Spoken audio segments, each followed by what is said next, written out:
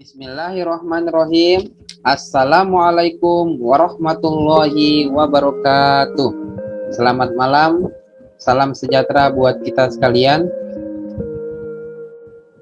Yang pertama yang saya hormati Ibu Fasilitator. Selanjutnya yang saya hormati Ibu Pengajar Praktik, Ibu Betty Ubrah. Pada kesempatan ini saya akan mempresentasikan tugas calon guru penggerak, yaitu koneksi antar materi, kesimpulan dan refleksi pemikiran Ki Hajar Dewantara. 1. Kesimpulan dan penjelasan Ki Hajar, pemikiran Ki Hajar Dewantara. Poin pertama, asas pendidikan Ki Hajar Dewantara. Pendidikan dan pengajaran merupakan usaha persiapan dan persediaan untuk segala kepentingan hidup manusia, baik dalam hidup bermasyarakat maupun dalam hidup berbudaya dalam arti yang luas. Pendidikan adalah tempat persemaian benih-benih kebudayaan di dalam masyarakat. Pendidikan dapat menjadi ruang berlatih dan bertumbuhnya nilai-nilai kemanusiaan yang dapat diteruskan dan diwariskan. Pemikiran Ki Hajar Dewantara tentang asas pendidikan. Ki Hajar Dewantara mengatakan bahwa tujuan pendidikan yaitu menuntun segala kodrat yang ada pada anak, agar mereka dapat mencapai keselamatan dan kebahagiaan yang setinggi-tingginya, baik sebagai manusia maupun sebagai anggota masyarakat. Dalam menuntun laku dan pertumbuhan anak, Ki Hajar Dewantara mengibaratkan peran pendidik seperti seorang petani.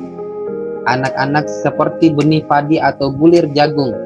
Bila biji jagung ditempatkan di tanah yang subur dengan mendapatkan sinar matahari dan pengairan yang baik, maka meskipun biji jagung adalah bibit jagung yang kurang baik, kurang berkualitas, tapi dapat tumbuh dengan baik karena perhatian dan perawatan dari Pak Tani. Demikian sebaliknya, meskipun biji jagung itu disemai adalah bibit berkualitas baik, namun tumbuh di lahan yang gersang dan tidak mendapatkan pengairan dan cahaya matahari serta tangan dingin Pak Tani, maka biji jagung itu mungkin tumbuh namun tidak akan optimal. Pemikiran Ki Hajar Dewantara tentang kodrat alam dan kodrat zaman. Ki Hajar Dewantara mengingatkan pendidik bahwa pendidikan anak sejatinya melihat kodrat diri anak dengan selalu berhubungan dengan kodrat zaman. Ki Hajar Dewantara juga mengingatkan bahwa pengaruh dari luar tetap harus disaring, difilter dengan tetap mengutamakan kearifan lokal budaya yang ada di Indonesia. Kodrat alam berkaitan dengan sifat dan bentuk lingkungan di mana anak berada, sedangkan kodrat zaman berkaitan dengan isi dan irama, di mana isi dan irama dimaksudkan adalah konten yang diadopsi dari luar sejatinya tidak bertentangan dengan nilai-nilai kemanusiaan. Seperti gambar yang kita lihat di samping, itu ada anak yang menari, menampilkan budaya lokal di daerahnya masing-masing. Pemikiran Ki Hajar Dewantara tentang budi pekerti. Menurut Ki Hajar Dewantara, budi pekerti atau watak atau karakter merupakan perpaduan antara gerak pikiran, perasaan, dan kehendak atau kemauan sehingga menimbulkan tenaga.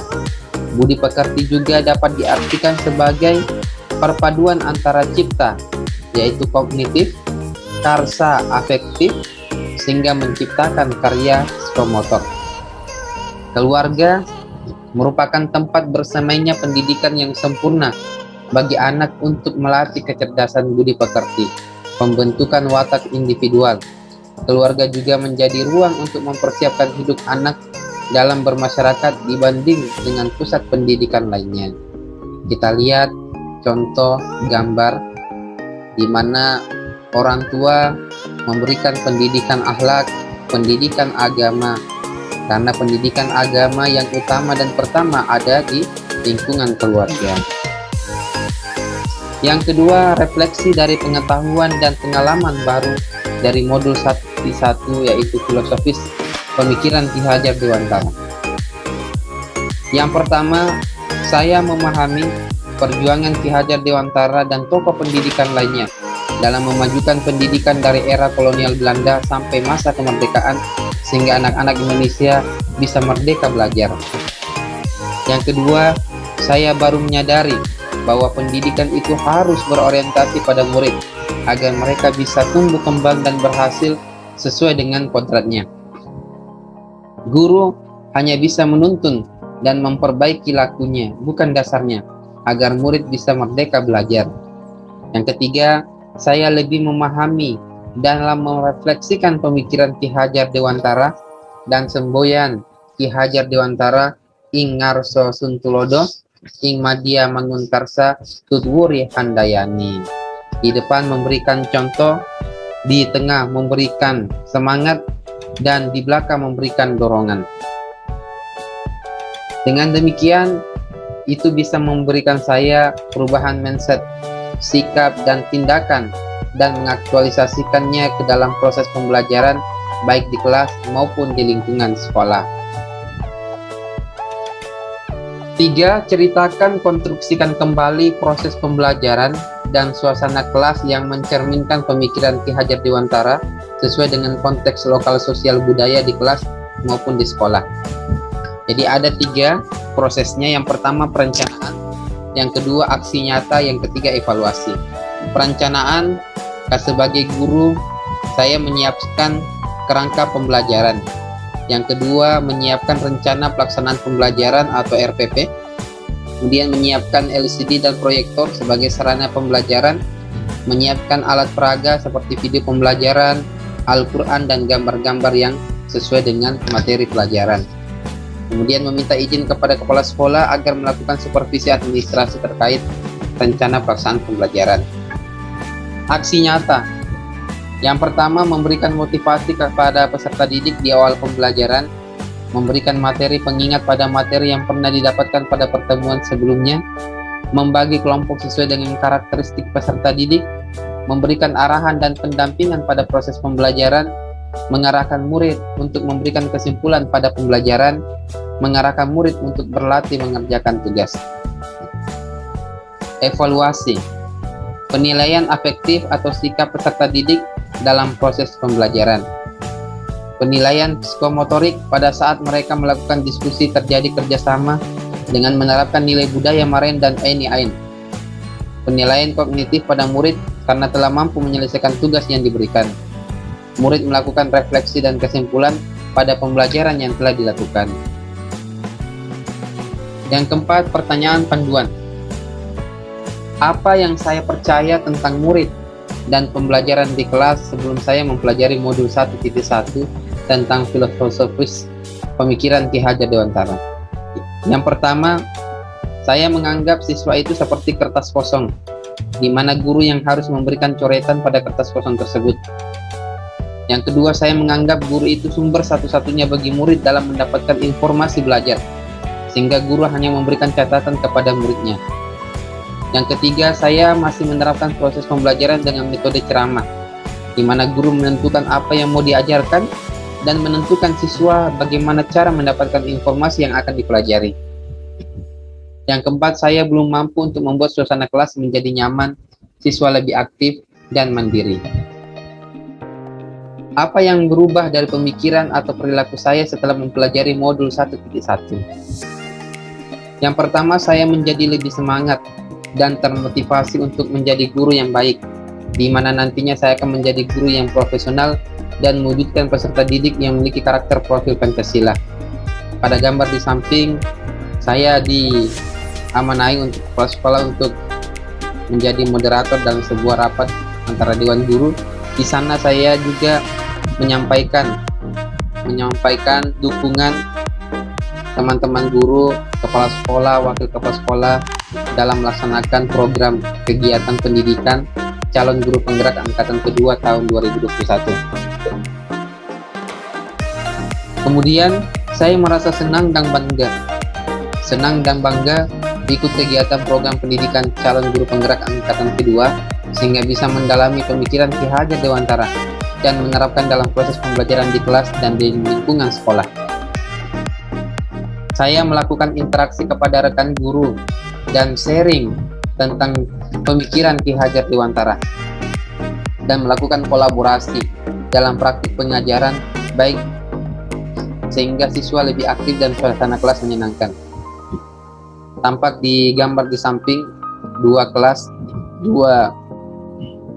gambar, yaitu gambar yang siswa sedang berdiskusi. Kemudian gambar di bawahnya itu guru saya memberikan pendampingan kepada kelompok dalam diskusi. Kemudian saya melakukan wawancara kepada kepala sekolah, wakil kepala sekolah, wali kelas, dan guru dalam menyikapi persoalan pembelajaran yang ada di kelas maupun di lingkungan sekolah. Dokumentasi interaksi kepada warga sekolah. Yang pertama, konsultasi dengan kepala sekolah terkait dengan administrasi, rancangan, model pembelajaran, dan meminta petunjuk terkait dengan permasalahan-permasalahan yang ada di sekolah yang nantinya calon guru penggerak angkatan kedua bisa ikut andil dalam membantu mencarikan solusi dalam permasalahan pembelajaran di sekolah saya. Kemudian diskusi dengan wakil kepala sekolah terkait dengan dukungan dan situasi pembelajaran tatap muka terbatas. Kemudian diskusi bersama wali kelas, melakukan kolaborasi, mohon dukungan kerjasama dalam program calon guru penggerak angkatan kedua. Kemudian diskusi bersama guru sertifikasi, diskusi bersama guru, dan terakhir interaksi bersama murid dalam proses pembelajaran. Yang ketiga, apa yang bisa segera saya terapkan lebih baik agar kelas saya mencerminkan pemikiran Ki Hajar Dewantara? Yang pertama, menerapkan kerangka pembelajaran dan desain pembelajaran yang berorientasi pada murid. Yang kedua, media pembelajaran menggunakan ICT, yaitu laptop, infocus, video pembelajaran, gambar-gambar, dan lain-lain. Yang ketiga, penilaian lebih bersifat kognitif, sikap, dan psikomotor murid. Selanjutnya, memberikan nilai-nilai budaya lokal dalam setiap proses pembelajaran di kelas. Nilai-nilai budaya yang ada di KE kita refleksikan ke dalam proses pembelajaran.